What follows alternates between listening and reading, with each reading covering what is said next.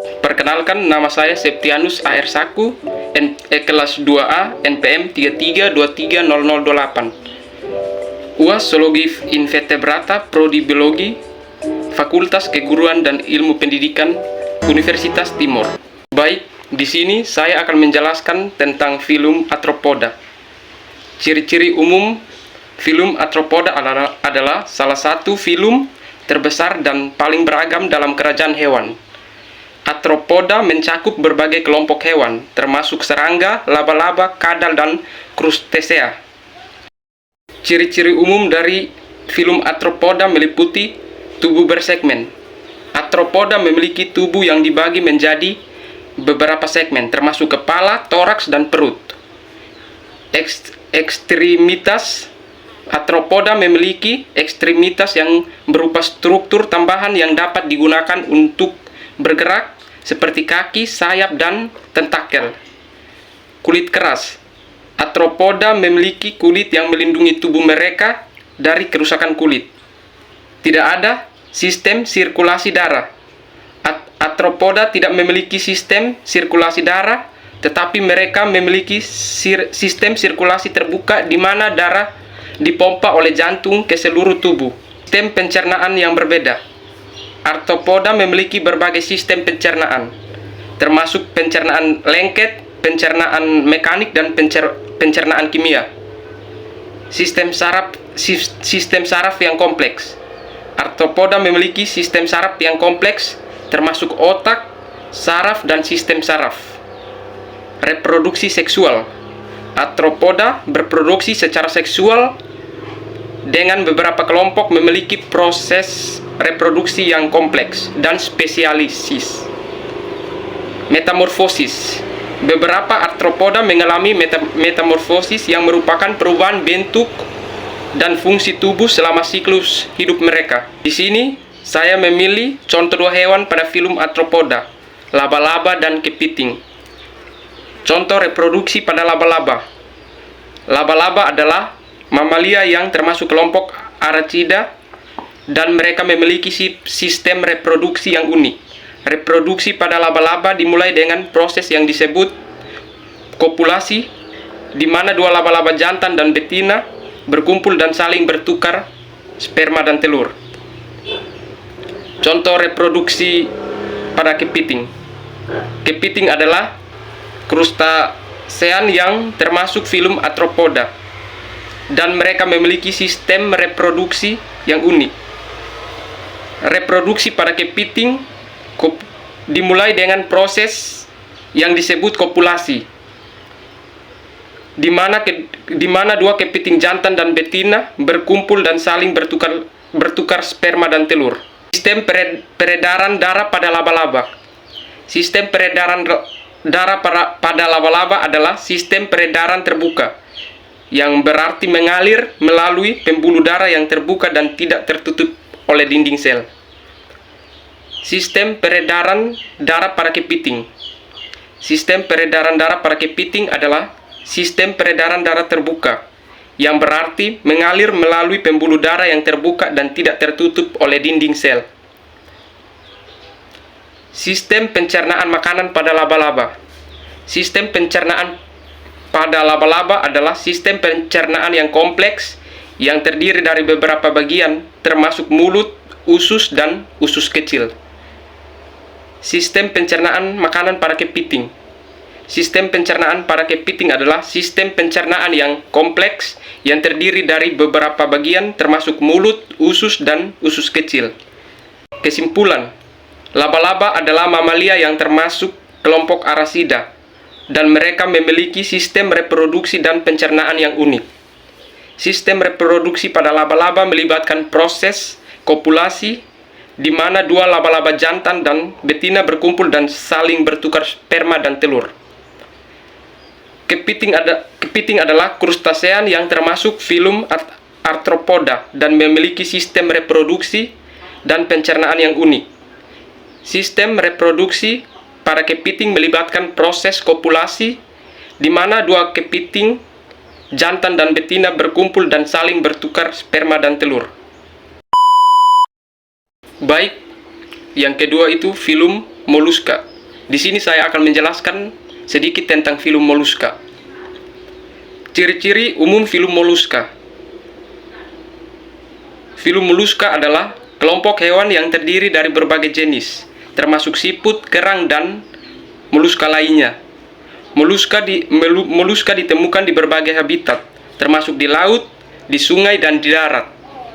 Mereka dikenal karena cangkang yang melindungi tubuh mereka, dan sebagian besar memiliki organisme yang disebut radula, yang digunakan untuk menggaruk dan mengunyah makanan.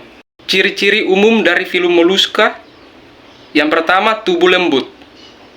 Hewan-hewan moluska memiliki tubuh yang lembut dan seringkali tidak tersegmentasi, yang berbeda dengan hewan-hewan bersegmen seperti serangga dan arthropoda. Yang kedua, kulit ular. Moluska memiliki kulit luar yang tipis, yang seringkali bersifat lembut dan tidak bersulur, kecuali pada beberapa jenis kerang yang memiliki cangkang keras. Yang ketiga, organ tubuh. Moluska memiliki organ tubuh yang sederhana, yang mencakup otak, sistem saraf, dan sistem pencernaan. Yang keempat, sistem pernapasan. Moluska memiliki berbagai sistem pernapasan termasuk paru-paru, kantong udara, dan sistem pernapasan yang mengandalkan tubuh mereka. Yang kelima, sistem pencernaan. Moluska memiliki berbagai sistem pernapasan termasuk paru-paru, kantong udara, mulut, dan kantong kotoran. Sistem reproduksi. Moluska memiliki berbagai sistem reproduksi termasuk reproduksi seksual dan aseksual. Sistem ekskresi. Moluska memiliki sistem ekskresi yang mengeluarkan limbah dan racun dari tubuh mereka. Sistem sensorik. Moluska memiliki berbagai sistem sensorik termasuk mata, telinga, dan sistem penciuman. Habitat. Moluska dapat ditemukan di berbagai habitat termasuk di darat, di air, dan di kedalaman laut. Di sini saya memilih dua hewan pada filum moluska. Yang pertama, siput. Siput adalah gastropoda yang memiliki cangkang bergulung pada tahap dewasa. Yang kedua, cumi-cumi. Cumi-cumi adalah kelompok hewan yang cephalopoda besar, termasuk salah satu hewan dalam golongan invertebrata atau tidak bertulang belakang. Reproduksi pada siput. Reproduksi seksual pada siput melibatkan dua siput jantan dan betina. Siput jantan akan mengeluarkan spermanya yang kemudian akan membuang telur di tanah. Siput betina kemudian akan menempel pada telur dengan cangkangnya, yang akan memberikan perlindungan dan kelembapan yang diperlukan agar telur menetes. Reproduksi aseksual pada siput. Ini juga dikenal sebagai reproduksi vegetatif, melibatkan pembentukan individu baru dari sel somatik tanpa adanya proses seksual. Reproduksi pada cumi-cumi. Pembuahan.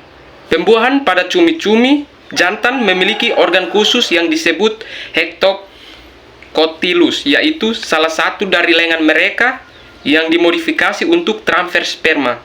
Kedua, penetasan telur setelah pembuahan. Betina akan bertelur dalam jumlah besar, kadang-kadang mencapai ribuan. Yang ketiga, perkembangan larva. Telur-telur ini akan menetas jadi larva kecil yang disebut paralarva. Larva ini hanyut di laut dan melalui beberapa tahapan perkembangan sebelum mencapai bentuk cumi-cumi dewasa. Sistem peredaran darah pada siput.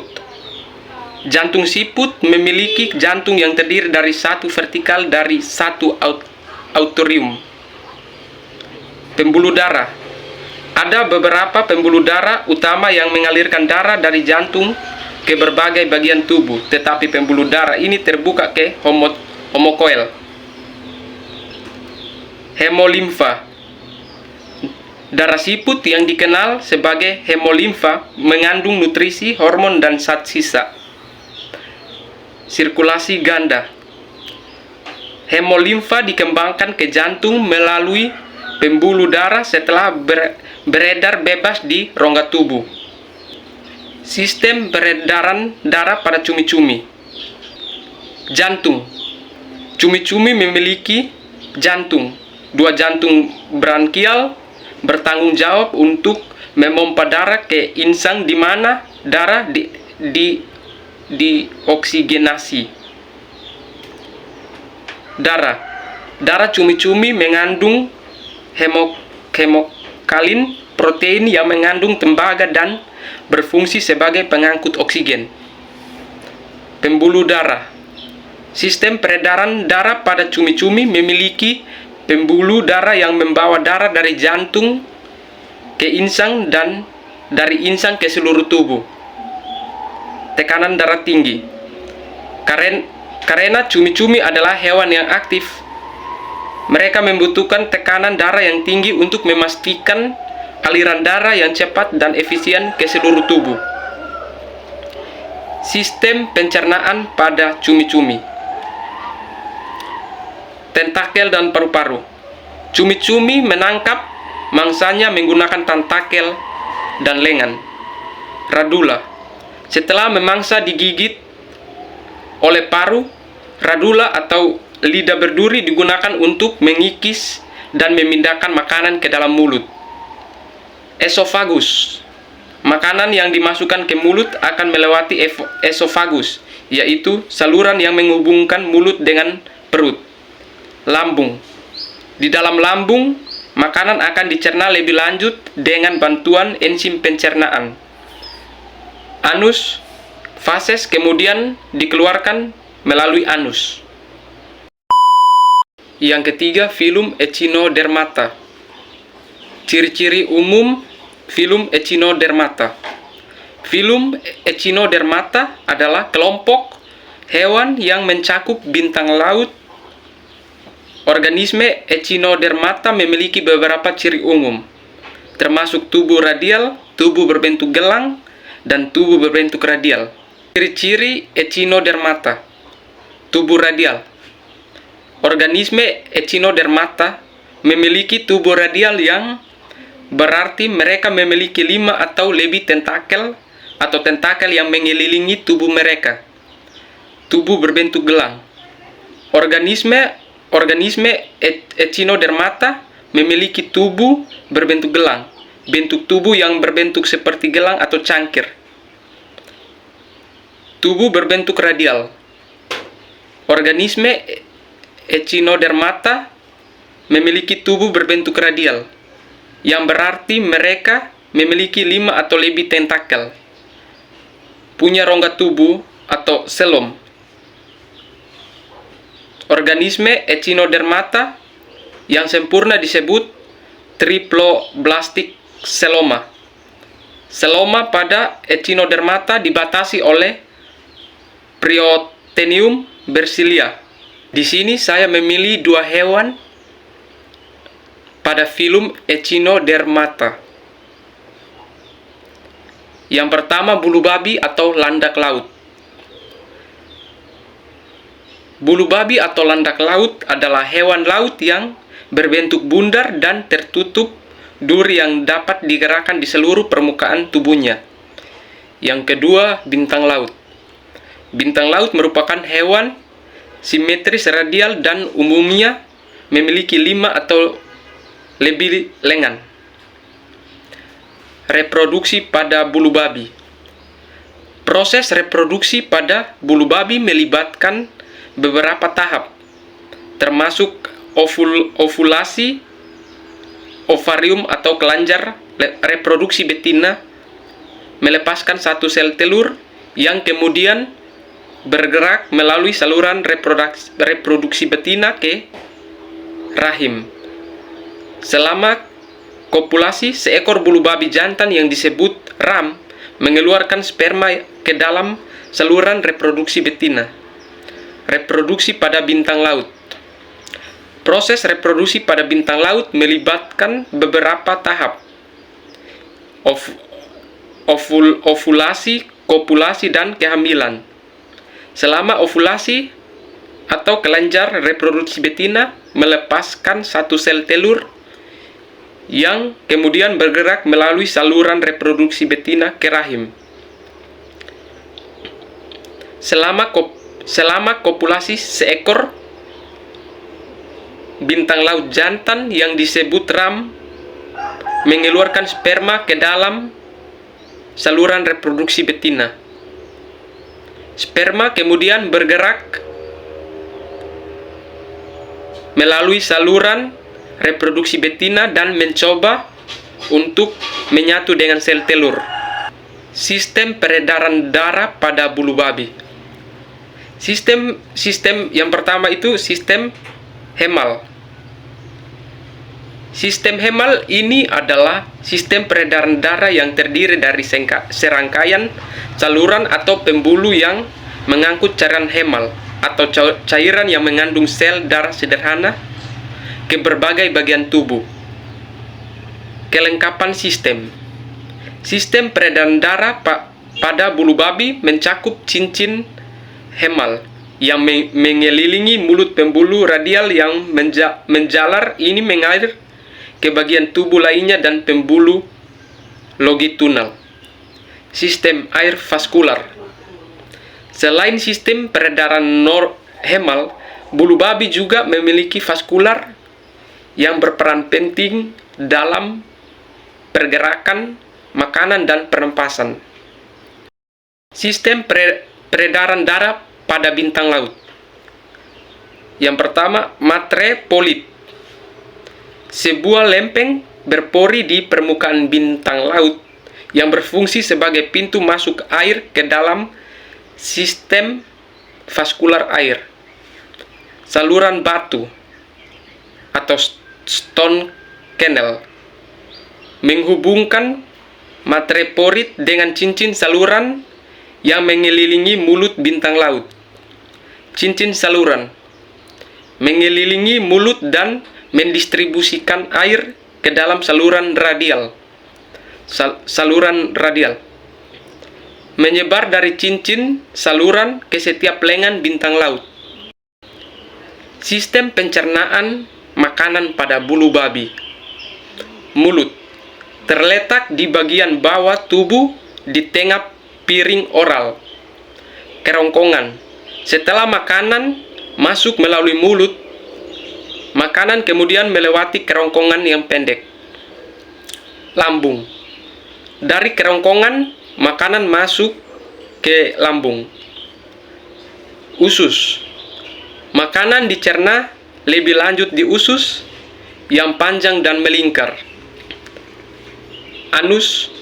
Sisa-sisa makanan yang tidak dicerna dibuang melalui anus yang terletak di bagian atas tubuh bulu babi. Sistem pencernaan pada bintang laut. Mulut terletak di bagian bawah oral tubuh di pusat tubuh bintang laut. Kerongkongan. Setelah makanan masuk melalui mulut, makanan melewati kerongkongan yang pendek menuju lambung. Lambung, kardiak, dan pilorik. Kelenjar pilorik, struktur yang terletak di setiap lengan bintang laut yang berproduksi enzim yang menyerap nutrisi dari makanan yang dicerna. Usus. Makanan yang telah dicerna kemudian masuk ke usus di mana nutrisi lebih lanjut diserap. Anus. Sisa-sisa makanan yang tidak dicerna atau tidak diserap dibuang melalui anus. Kesimpulan, bulu babi dan bintang laut menunjukkan adaptasi yang luar biasa untuk kelangsungan hidup. Bulu babi dengan Aristoteles, Lothren, mereka efisien dalam menggiling makanan dari permukaan keras. Sementara bintang laut dengan kemampuan memvegeninasi lambung, mereka dapat menangkap dan mencerna mangsa yang lebih besar. Itu saja penjelasan saya tentang ketiga film tersebut. Film Arthropoda, film Mollusca, dan film Echinodermata. Terima kasih.